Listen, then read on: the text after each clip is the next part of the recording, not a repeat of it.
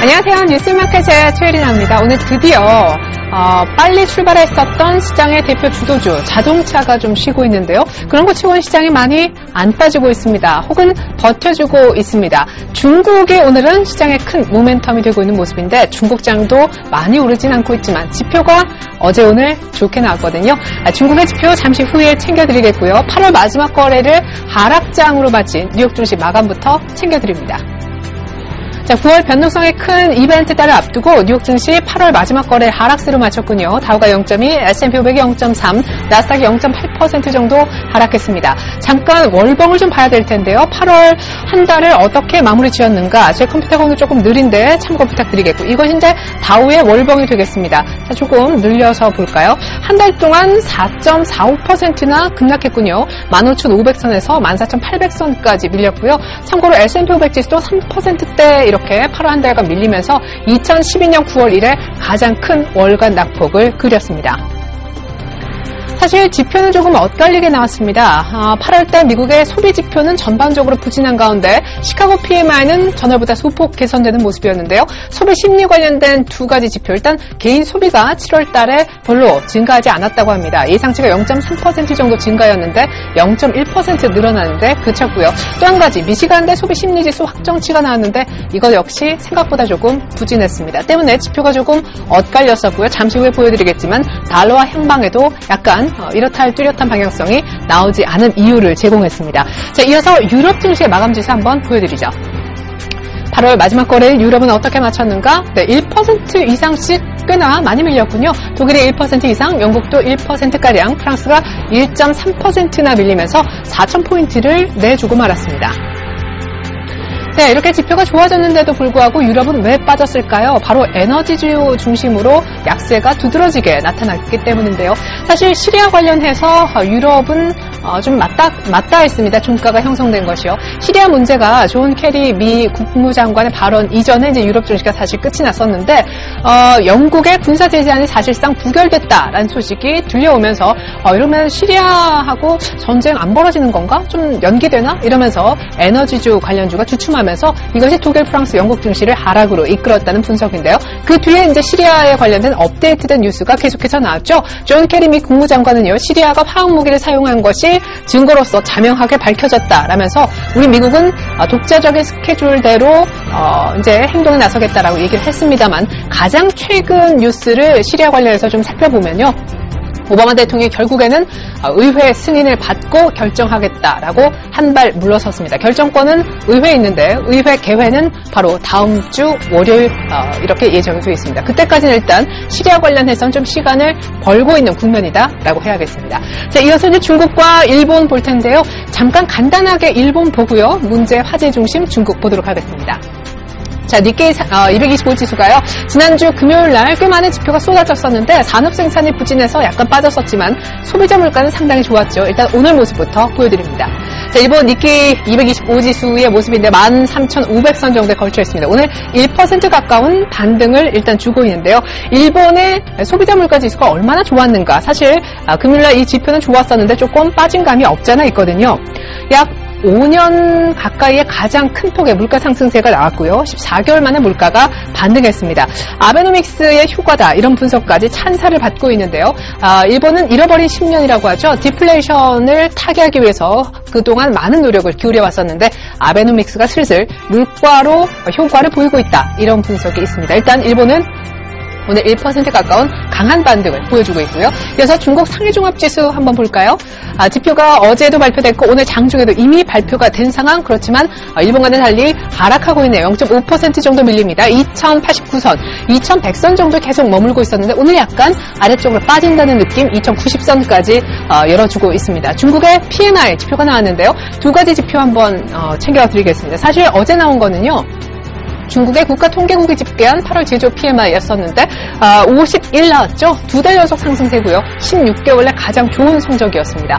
이어서 오늘 나온 집계는 HSBC에서 집계한 역시 동일한 지표 확정치였는데 전월과 거의 동일했어요. 전월이라 함은 이게 이제 세 가지로 세 번 나뉘어서 발표가 되는데요.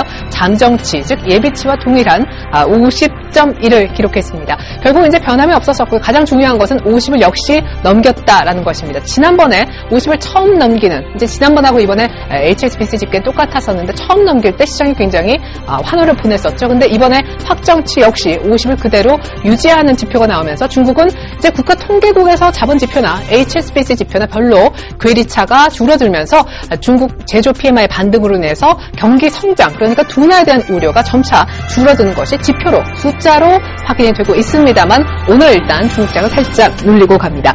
자, 이번에는 우리 원달러 환율의 모습 보여드리겠습니다. 코스피를 먼저 보죠. 1920선 정도로 하락해 있습니다. 오늘 30선을 터치했었는데요.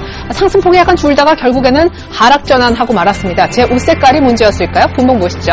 자, 코스피는요, 1930선을 오늘 한번 터치를 했었고요. 여러 차례 터치를 했었고, 30선을 크게 웃돌지는 못했었는데, 상승폭이 약간 줄어들더니, 조금 전부터 하락 전환하기 시작했습니다. 네, 요때도 약간 하락 전환했었는데 다시 올렸었거든요. 요때 왜 올렸느냐? 중국 지표가 다시 좋게 나왔을 때 전후였습니다만은 다시 상승 탄력이 약간 줄어들면서 결국 마이너스권으로 떨어지고 있지만 1920선은 유지하고 있습니다. 잠깐 코스피 차트 좀 보죠. 자, 코스피가요, 1920선을 지금 계속 유지하고 있는 것은 조정 속에서도 상당히 양호해 보이기 때문입니다. 지금 사실 121선이 걸쳐있는 선이 딱 1920선 정도가 되고요. 6월 QE 축소 관련해서 시장이 한번 급락한 이후에 한번 두들겨 맞았었죠. 이때도 1920선 라인에서 한번 고점 찍고 밀렸었는데요. 한 번도 제대로 회복하지 못했던 그 라인에서 지금 회복 시도를 보이고 있는 중이라 상당히 의미가 있겠습니다. 오늘 일단은 시가 부근 정도보다 약간 아래쪽으로 상승폭이 줄어 하락 전환했습니다만요. 자, 이어서 코스피의 수급이 되겠습니다. 코스피의 수급, 외국인이 오늘 아침에 약간 파는 모습도 보여줬지만요. 지금까지 7거래 연속 사고 있고요. 지난주 목요일, 금요일 2거래 동안만 무려 1조 가까운 매수세를 보였던 외국인이 오늘도 사고 있습니다. 기관이 한 600억 가까운 매수세를 보여주고 있는 반면에 개인은 역시 예상했던 대로 팔고 있습니다. 외국인들의 수급 잠깐 다시 한번 리뷰해보게 되면요. 자, 일별로 한번 보여드리겠습니다. 지난주 목요일, 금요일 5천억을 한번 금요일에 사더니 이것도 장 막판 동시호가에서만 2,500억 정도 미차익으로 들어와진 결과고요. 목요일에 이미 4,600억 샀을 때부터 시장은 좀 놀랐는데 금요일에 더 많이 사더라 이겁니다. 그 밖에도 앞서서 지난주 금요일부터 계속해서 6거래 연속 샀었고 지난주 5거래 내내 샀었죠. 그리고 오늘 새로운 한 주 9월이 시작됐지만 추가적으로 사고 있습니다. 선물도 금요일에 약간 파는 모습이 있었지만 오늘 다시 매수해주는 모습이네요. 네, 이번엔 코스닥이 되겠습니다. 코스닥이 금요일날 외국인들 매도가 제법 컸어서 수급 구임이 여전했었는데요. 오늘 일단 한 1% 이상의 반등세를 주고 있습니다. 정말 오래간만이죠. 어떤 부분이 평민보다 더 빠르게 움직이는 아우의 움직임이 오늘 오래간만에 포착되고 있습니다. 520선 초반대, 일단 520은 장중에 회복을 시켜놓았고요. 일단 장중에 한번 레벨업한 이후에 두 번째 레벨업을 한번 했는데 약간은 탄력이 둔화되고 있습니다. 523.01, 금요일 종가보다 1% 정도 반등하고 있습니다. 수급이 좀 좋아진 모습이에요. 자, 외국인이 한 600억 정도 어마어마한 코스닥의 매물을 지난주 금요일 사실은 셀트리온 파느라고 그랬던 것 같은데 셀트리온 하한가를 외국인들이 보내면서 많이 팔았었던 외국인이 오늘 다시 일단 매수 전환해 준과 동시에 기관보다 더 많이 사고 있습니다. 그리고 또 한 가지 특징은 바로 기관입니다. 코스닥에 대한 기관의 매물이 코스닥을 압박하고 있다라고 여러 차례 말씀드렸는데요. 금요일도 사실은 6거래일 만에 컴백이 무산됐었죠. 소폭이지만 기관은 여전히 매도였었는데 오늘 드디어 장 초반이지만 매수 전환을 7거래일 만에 해주고 있습니다. 끝까지 이 기관의 컴백이 좀 성공했으면 좋겠고요. 오늘 의외로 외국인들의 컴백이 다소 빠르게 이루어지면서 코스닥이 반등해주고 있습니다. 자, 이어서 원달러 환율의 흐름 한번 짚어볼까요? 네, 원달러 환율은요, 오늘까지 추가적으로 하락을 좀 합니다. 오늘 좀 많이 열렸어요. 1110원이 확실하게 깨졌고요. 1106원 정도까지 밀리면서 기본 4원 정도 금요일 종가 대비 아래쪽에 움직입니다. 자, 잠깐 이제 분봉의 모습을 보여드리고 있는데요. 오늘 한 2원 정도 아래쪽에서 출발하긴 했었어요. 시가부터 1110원이 열렸었고요. 1108원대에서 출발했다가 낙폭이 좀 커지면서 사실 1105원 50전까지 밀렸었군요. 오늘 수출업체, 특별히 중공업 업체 쪽에서 내고 물량이 좀 많이 나와서 1105원 50전까지 찍었었는데요. 그래도 여기에서 이제 지지력을 확보하고 약간 낙폭은 좀 줄여주고 있는 중입니다. 잠깐 원달러 환율의 차트를 좀 보고 얘기를 이어가야 될 것 같은데요. 자, 원달러 환율 차트를 좀 열어보도록 하겠습니다. 자, 이번 주에 상당히 중요한 이벤트가 있죠. 어떤 겁니까? 각국의 통화정책회의가 잠시 후에 주간 일정 보여드리겠지만 예정이 돼 있는 상황에서 이번 주 후반에 가장 중요한 미국의 고용지표가 발표가 될 겁니다. 만약에 지표가 굉장히 좋게 나온다면은 1120원 이쪽을 위로 사실 돌파하면 하면서 박스권이 위쪽으로 열릴 가능성도 없지 않아 있는데요. 아직까지는 우리 원화가 달러화 대비 좀 강세를 띠면서 1110원이 열리는 반대 국면이 진행되고 있습니다. 이 흐름을 완전히 되돌려 놓을 수 있는 게 미국의 고용지표다라는 얘기죠. 네, 이번에 시가총액 상위 종목의 모습 보도록 하겠습니다. 삼성전자가 금요일날 꽤 괜찮은 반등을 보여줬었는데 오늘은 소폭 밀리네요. 그래도 135만원대 지키고 있고요. 현대차가 3%만 밀립니다. 오늘 자동차가 좀 쉰다 했었는데 부진하는 느낌이에요. 기아차도 역시 3% 육박하는 하락. 그래도 얼마나 여유 있습니까? 현대차는 24만원대가 유지되고 있고 기아차 역시 65,000원 위에서 머물고 있죠. 모비스만이 유일하게 보합세 정도를 지켜주고 있고요. 삼성생명 포스코는 크게 주목받는 그런 흐름은 아닙니다. 이어서 SK하이닉스의 모습 보여드리겠는데요. 오늘 소폭이지만 반등하고 있어요. SK하이닉스가 28,000원대 다시 올라서고 있습니다. 한국전력이 1%가량 밀리는 반면에 LG화학과 신한지주는 소폭 플러스, SK텔레콤은 주파수 경매 이후 보합권에서 제자리 걸음하고 있습니다. 하나하나 조금 더 자세히 살펴볼 텐데요. 오늘 자동차가 많이 밀리는구나. 이 정도는 파악을 하셨으면 합니다. 자, 삼성전자부터 다시 한번 보죠.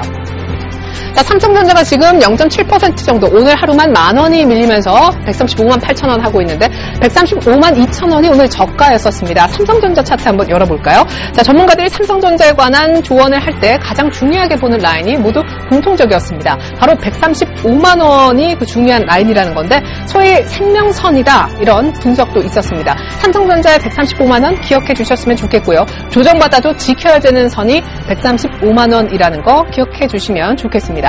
이번엔 일부 IT 종목들 조금 더 살펴보죠.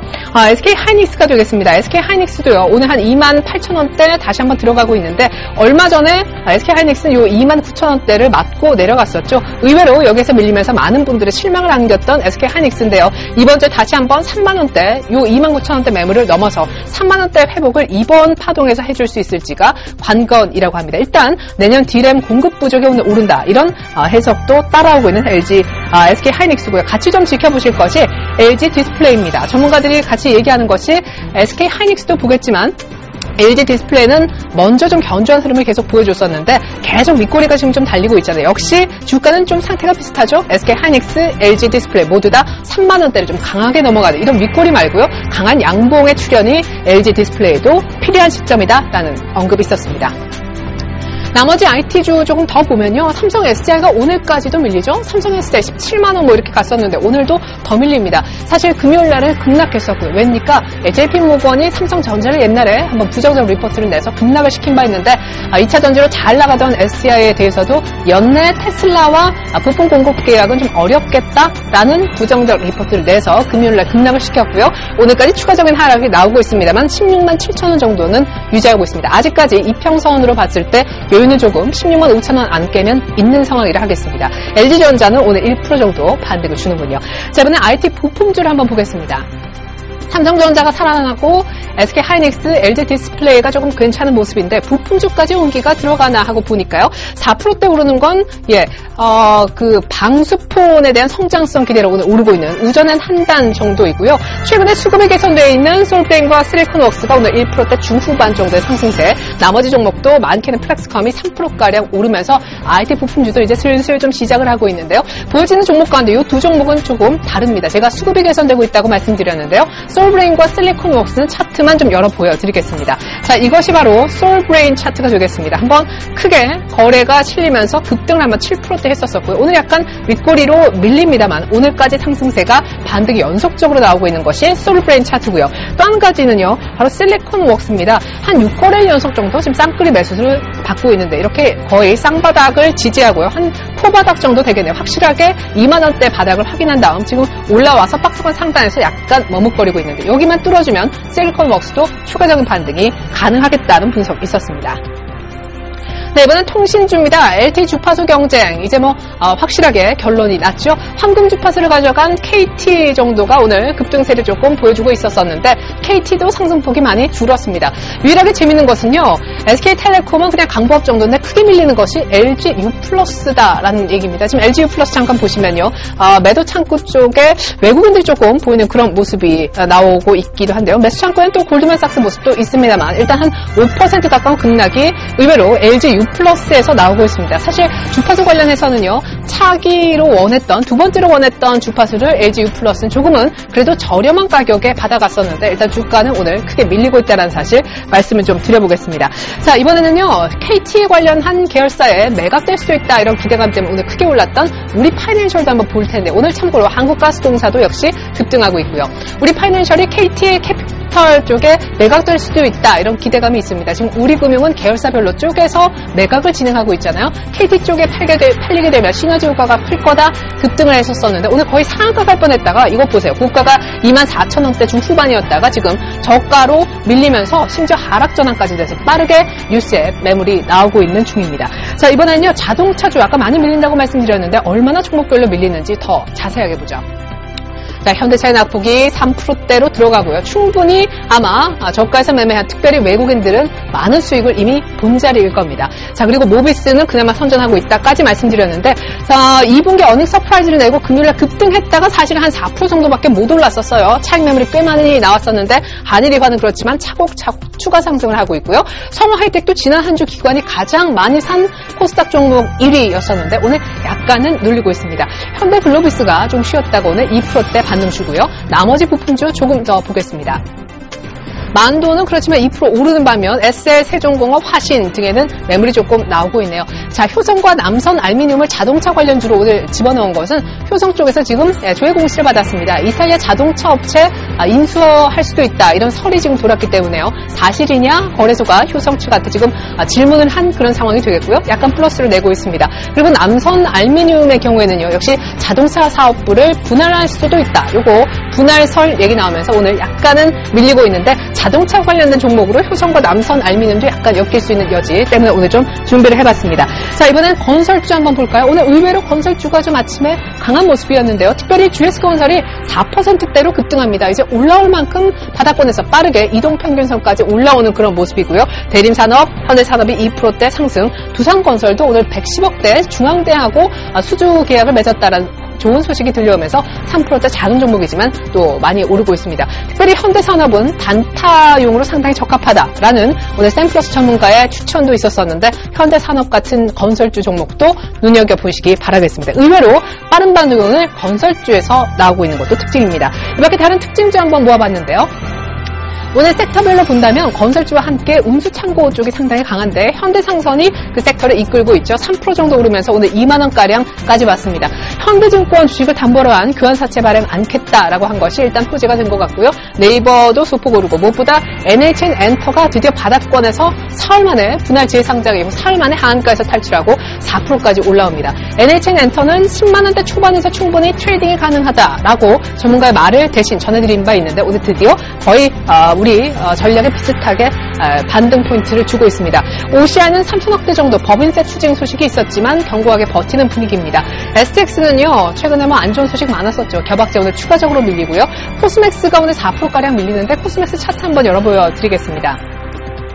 네, 코스맥스가요. 오늘 좋은 뉴스가 아니라 뉴스가 하나 조금 전에 나왔는데 지주사 체제 전환 확정된 것 없다라고 했었는데 일단 지주사 체제에 관련된 지금 설이 코스맥스 주가를 조금 움직이고 있거든요. 오늘 한 4% 정도 하락합니다. 지주사 우리 일단은 검토하지 않고 있다라는 소식에 코스맥스가 급락하는 모습을 보여주고 있습니다. 자, 이번엔 코스닥으로 가서 특징 조금 더 살펴보겠습니다. 셀트리온 얘기 안 할 수가 없겠죠. 금요일날 하한가. 예, 오늘 근데 거의 또 두 자릿수 급등합니다. 마치 개별주처럼 움직이는 셀트리온. 일단 오늘 장중에 한번 5만 원대를 찍어주긴 했었었는데요. 셀트리온 한번 보나마나 급등락하는 차트겠지만 차트를 좀 열어 보이겠습니다. 6만 5천 원 갔다가 지난주에 4만 5천 원으로 끝내면서 한 주 동안 20% 넘게 빠졌던 셀트리온이 오늘 드디어 6거래일 만에 반등을 이렇게 주고 있는데요. 아시아 태평양 류마티스 하크에서 램시마에 호평을 했다는 소식도 있었습니다. 현존하는 유일한 진짜 바이오시밀러는 램시마다라는 인정을 받았다고 하는데 그런 거 저런 거 필요 없이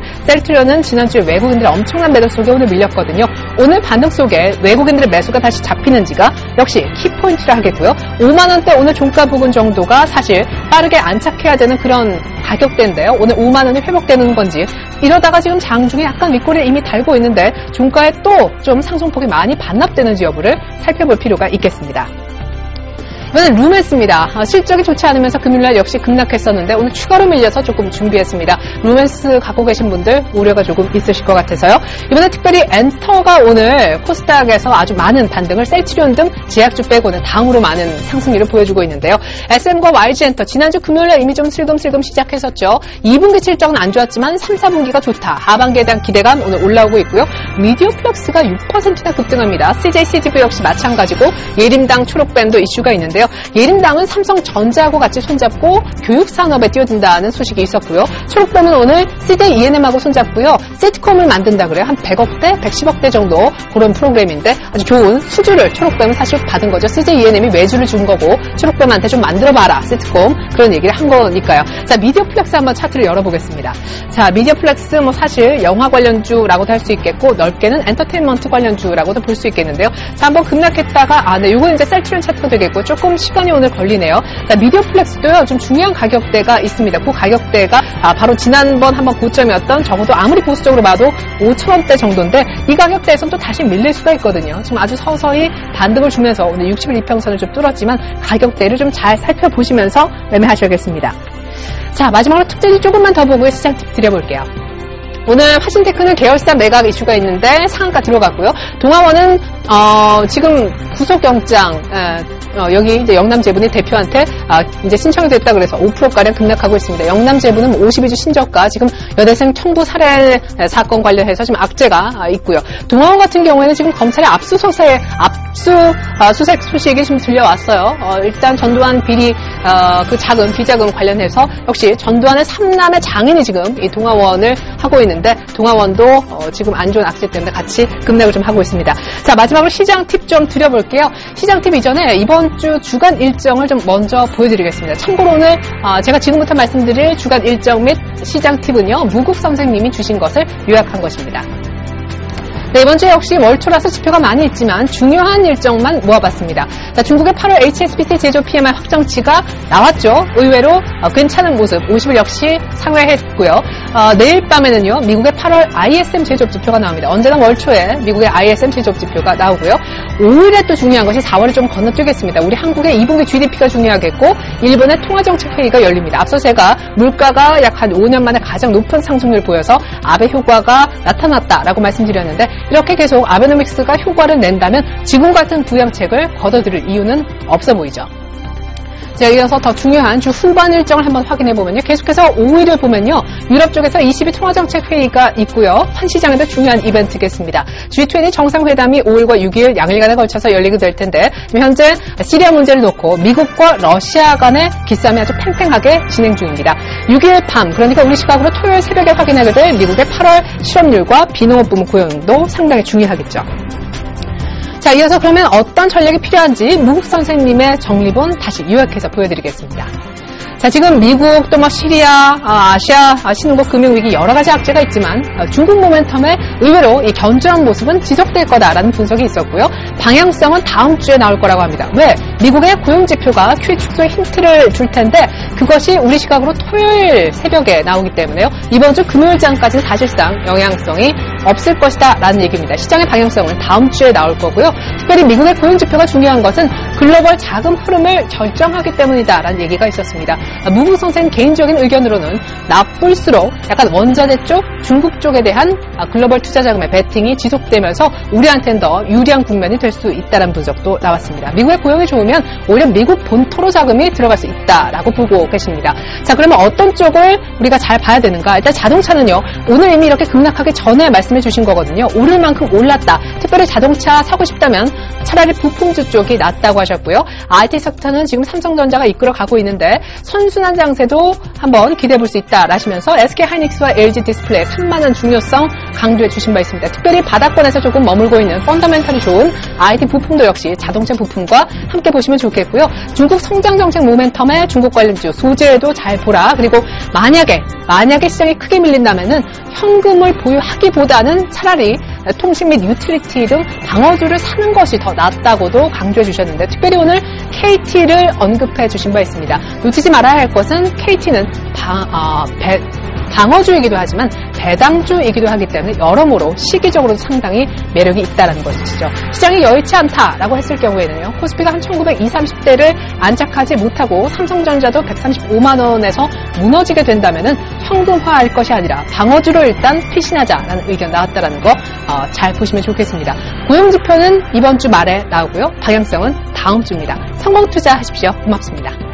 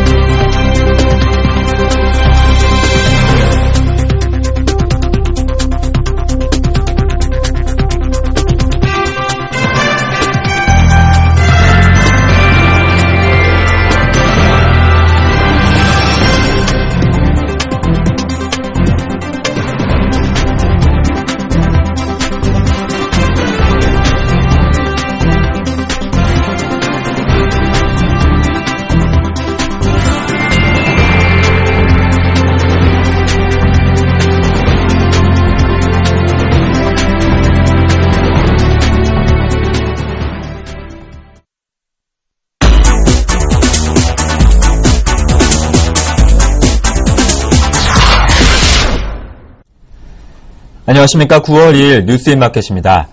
9월 정기국회에서 각종 노동 관련 법률 개정안이 다뤄질 예정이어서 기업 활동이 크게 위축될 수 있다는 우려가 커지고 있습니다. 한국경영자총협회에 따르면 정기국회에서 근로시간을 줄이는 내용의 근로기준법 개정안이 대기하고 있습니다. 휴일 근로를 연장 근로시간에 포함시켜 주당 최대 근로 가능 시간을 현행 68시간에서 52시간으로 단축하는 법안입니다. 이외에도 근로자들의 해고를 어렵게 하는 내용의 근로기준법 개정안도 국회 통과를 기다리고 있습니다. 이 법안에는 정리해고 요건 강화와 해고 회피 노력 유형 구체화 등을 담고 있습니다. 조만간 통상임금 문제의 해답을 찾기 위한 작업이 본격화될 것으로 보입니다. 대법원 전원합의체는 이번 주 목요일 오후 2시 통상임금 관련 소송의 공개 변론을 개최합니다. 대법원은 통상임금을 둘러싸고 논란이 확산되자 정한 해결책을 마련하기 위해 확정 판결에 앞서 공개 변론을 결정했고 갑을 오토텍 직원들이 회사를 상대로 낸 소송건을 공개 변론 대상으로 정했습니다. 사용자 측에서는 고려대 박지순 교수가 변론에 나서며 상여금을 통상임금에 포함하는 문제의 부당성을 주장할 계획이며 근로자 측 대표로는 성균관대 김홍영 교수가 나섭니다. 기업들은 정부의 지침에 따라 1개월을 초과해 지급되는 상여금을 통상임금에서 제외했는데 대법원 판결에 따라 포함시킬 경우 금전적 부담이 많이 늘어나기 때문에 강하게 반발하고 있습니다. 파생금융상품인 키코로 피해를 입은 기업의 판매은행을 상대로 승소해 관심을 끌었던 첫 판결이 항소심에서 뒤집혔습니다. 서울고법 민사 16부는 반도체 설계 제조업체인 엠텍비전이 부당한 키코 계약으로 피해를 봤다며 시티은행을 상대로 낸 부당이득금 반환 청구 소송의 항소심에서 원고 패소로 판결했다고 오늘 밝혔습니다. 1심을 맡은 서울중앙지법은 지난해 8월 시티은행이 손해액의 70%를 배상할 책임이 있다며 원고 승소로 판결했습니다. 하지만 항소심 재판부는 엠텍비전의 과실도 손해 발생의 원인이 됐고 세계적인 금융위기가 영향을 미쳤다고 지적했습니다. 엠텍비전은 키코 때문에 발생한 채무를 변제하기 위해 시티은행으로부터 빌린 대출금 등 수십억 원을 갚지 못한 탓에 실제로는 한 푼도 배상받지 못하게 됐습니다. 환경운동연합과 한산림연합 등 7개 단체로 구성된 시민방사능 감시센터는 방사능 오염이 의심되는 먹을거리와 공산품에 대한 성분 측정 신청을 받고 있습니다. 이들 단체는 방사능 측정 장치인 감마 핵종 분석기를 구입해 서울 중랑구 녹색병원에 설치했습니다. 감시센터는 시민을 대상으로 측정 의뢰를 받고 있으며 측정비는 10만 원으로 정했습니다. 김혜정 감시센터 운영위원장은 국민들이 느끼는 방사능 공포와 우려, 오염 확산 실태 등을 고려할 때 정부의 방사능 측정 장비와 시설은 턱없이 부족하다며 국민 불안감을 없애려면 측정 기구를 확충하고 정확한 정보를 숨김없이 알려야 한다고 말했습니다. 9월 2일 뉴스인마켓이었습니다. 고맙습니다.